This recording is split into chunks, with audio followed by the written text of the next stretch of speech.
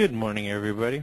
I want to thank Darrell Rutherford and his colleagues for providing that excellent information, and I would like to talk with all of you about the information that is available to help nonprofits learn about and discuss the needs of their community. I've organized the resources I'm going to present to you in order of nonprofit sector that the information would be most helpful for. We are recording this training and it will be available shortly for repeated viewing. I will start with resources that will be helpful for affordable housing organizations. The Federal Reserve puts out info on the housing and labor market trends in California with the sections highlighting what is going on in the San Joaquin Valley. These reports are useful because they contain information on national trends, which allows you to make comparisons between what is going on in your community with the nation as a whole, and it also provides visual representations of the variation in foreclosure activity throughout the state. Here is a map. Here is a map from this report of concentrated foreclosure activity in the San Joaquin Valley. You can see a heavy concentration of foreclosure activity throughout the San Joaquin Valley.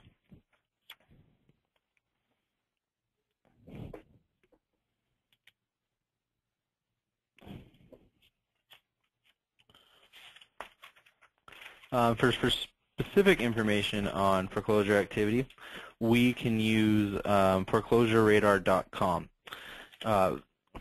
Foreclosureradar.com has a good deal of information available for free. Simply go to their website and click on the Stats and Trends tab in the upper right-hand menu. And from there, you can access a ton of information on foreclosure activity in your state, county, city, and even your zip code. I'll show you an example. I would like to get foreclosure information on my zip code. I go to the website, click on Stats and Trends. Website, click on Stats and Trends, enter my zip code in their search bar here, so 93704, enter. And then I can see that there was one notice of default in my zip code in January, and that is around 90% lower than the amount of notice of default in the previous month and in the previous year in January. I can also see that 2 houses went back to the bank, that there are 118 properties considered to be in pre-foreclosure, which means that they have received a notice of default but have not yet been scheduled for sale. And you can also see the average number of days between the filing of a notice of default and a property being resold by the bank, which was 148 days for my zip code.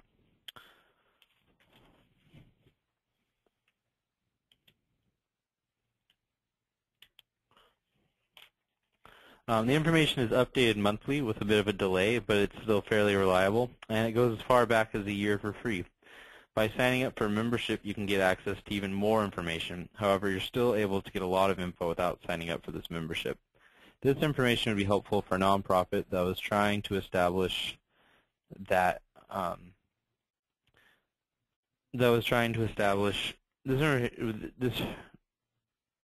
This information would be helpful for a nonprofit that was trying to establish that their community or neighborhood is experiencing a large amount of foreclosure activity and the need that this creates for affordable housing. There are multiple price indexes out there that allow you to assess the cost of housing in your area. The Housing Price Index is calculated by the Federal Housing Finance Agency, and it captures the quarterly movement of single-family housing prices in your community. This website also gives you the option to compare it to 3 different MSAs side by side. The National Association of Home Builders and Wells Fargo publish the Housing Opportunity Index every quarter. This measures the percentage of all homes sold that are affordable to median income earners. You can follow this link to download an Excel spreadsheet for free that has this index for all 8 Valley MSAs.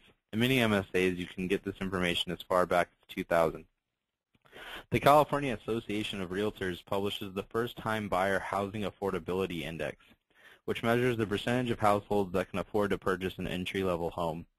They have information available on the regional and county level. Unfortunately, not every Valley MSA is included in this report, but it is still valuable. This information is helpful for determining trends in affordability and whether home ownership is getting harder or easier to access in your community. I'll give you an example of how this data can be used to establish this need in your community. Let's look at housing prices in the San Joaquin Valley during the housing bubble. I'm going to follow the link for the housing price index provided in the webinar. Remember that this will be available shortly after this webinar. Now click on City HPI data here in the left-hand menu. And then I'm going to insert Fresno, Bakersfield, and Stockton entities to get the center, the south, and the north of the San Joaquin Valley. Stockton right there. Okay, and start search. And now let's look at the data. You can see that all three of these MSAs started to see double-digit percentage price increases in the beginning of 2003, right around here. And then you can see the peak starting in the third quarter of 2004.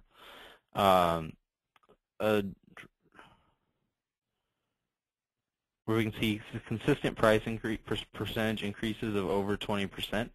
Remember that a quarter is only 3 months, so this means that these houses are selling for 20% more than they were roughly 3 months ago. This continues until about 2006, when we start to see it come back down. Things get really ugly towards the end of 2007, when we start to see double-digit negative price activity. The worst of the recession appears to be right here at the third quarter of 2008, where Stockton experienced nearly a 40% drop in housing prices in a quarter. Things stay pretty bad until about 2010, and then towards the end of 2012, we can start to see the prices climb back up. This data would help establish how damaging the housing bubble has been on housing prices in your community. And another resource for affordable housing is building permits. The U.S. Census Bureau publishes information on the number of building permits issued in a given month at the state and MSA level, and even on some county levels. This tells you the number of building permits issued for each number of units. For example, if you want to know how many building permits were issued for a 3 or 4 unit housing structure in Merced in May 2012, you can find out here. It also tells you the value of housing units permitted to be built. This information is useful for a nonprofit that wants to compare the current level of housing construction to before the recession or during. It's also useful for tracking the inventory of multifamily housing units, since you can see how many units were permitted to be built compared to the number of single units. Now I'll turn to resources for small business organizations. There's economic forecasts. There are a couple of different sources that you can turn to get great analysis of the economic trends in your community. The University of the Pacific Business Forecasting Center releases a quarterly economic forecast for the entire state of California and releases many other reports throughout the year with an extra focus on issues affecting San Joaquin County. The Business Forecasting Center does great work, but unfortunately to get access to their data, you must pay $250 for a year subscription. However, they can reduce the price to $125 for small businesses. Fresno State has another great service called the San Joaquin Valley Survey of Business Conditions. This is a report that they publish monthly, and it's available for free and entirely focused on the valley. The usefulness of economic forecasts will depend on the reality of the situation. If your community is going through a time of economic hardship, which unfortunately many of the valley's communities are, then economic forecasts such as these can be highly useful since they can provide facts and analysis that will help you build your case that your community has a need for small business development. If we wanted to get specific information on unemployment for Valley MSAs, we could turn to the Bureau of Labor Statistics. Follow the link in the presentation to be directed to a page specifically about California. From there, you can get information on the size of the civilian labor force, the unemployment rate, and unemployment info by industry. You can also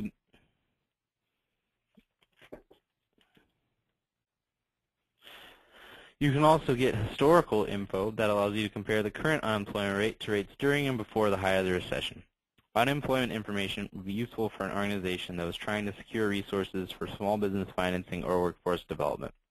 Now we will turn to info for social service organizations. Informational needs of a social service organization will vary according to the service you offer, but regardless, there is probably information that would be helpful for you on American Fact Finder. American Fact Finder is probably the most comprehensive and accurate collection of statistics you can find. One of the great things about American Fact Finder is that you can get data on the state, county, city, and even zip code level. I'll show you an example. Say I wanted to know how many people graduate from high school in my zip code, which would be helpful for some organizations that focus on a particular neighborhood and are interested in improving educational performance. Follow the link provided. Type my zip code into the search field on the top of the page. So 93704, then enter. For this instance, I'd like to know about education. Then click on the link titled Education Marital Status Relationships. And then scroll down a little bit to educational attainment, and I can find my answer right here. About 20% of the population 25 years and over has a high school diploma in my zip code. This particular survey also allows me to get information on the number of veterans. Right, scroll back up to veteran status right here. The citizenship status of the foreign-born population right here. And even which languages are spoken at home right here. Other surveys contain a great deal of other information.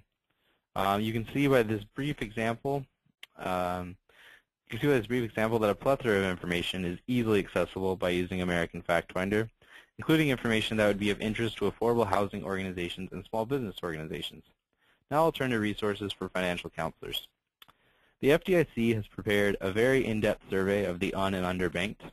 Unfortunately, this survey doesn't provide information about any Valley MSAs, but it does provide highly detailed information about the and underbanked in California and in the nation as a whole.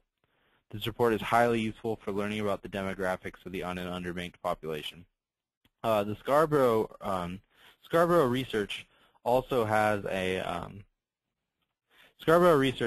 a free study out that has information on people's banking behavior. This study is a little easier to read than the FDIC study and also contains consumer information on unbanked individuals, such as what media they watch and their spending habits. Another nice feature of this report is how it ranks the unbanked top markets. By looking at this chart, we can see that Fresno is the second highest unbanked market, with 17% of the population considered unbanked, and the Bakersfield is the fifth with 10% of the market unbanked. Scarborough report is highly useful for learning about the consumer habits of the unbanked. Both of these reports would be useful for organizations that wanted to establish that financial education and mainstream financial services are lacking in your community, as well as providing information on the best way to market to the underbanked with the Scarborough report. That's the end of this part of the webinar. This presentation will be available shortly, either on our website, www.sjvcr.com, or sent out via email. I hope you found these resources helpful for learning about and discussing the needs of your community.